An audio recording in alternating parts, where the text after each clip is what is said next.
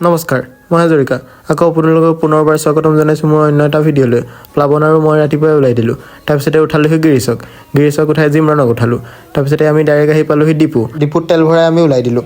আপোনালোকক যে কৈছিলোঁ ধুনীয়া লোকেশ্যনটো, এইটোৱে সেই ধুনীয়া লোকেশ্যনটো। লোকেশ্যন চাই থাকোঁতে আমাৰ লগত এটা কাণ্ড হৈ গ'ল।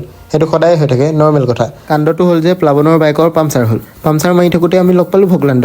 এতিয়া ভাবিছে চাগে ভকলাণ্ড কোন? ভকলাণ্ড হৈছে এটা ইনফ্লুৱেঞ্চাৰ। আমিও ইনষ্টাগ্ৰামৰ ৰিল বনাওঁ। আপোনালোকে চাব বিচাৰিলে চিলগালো বুলি মাৰি দিব। তাৰপিছতে আমি আহি পালোহি গৰিবকা মাৰ্কেট বিশাল, মানে বিহু বজাৰ কৰিব আহিছোঁ। আপোনালোকে কৰিলে নে জনাবচোন।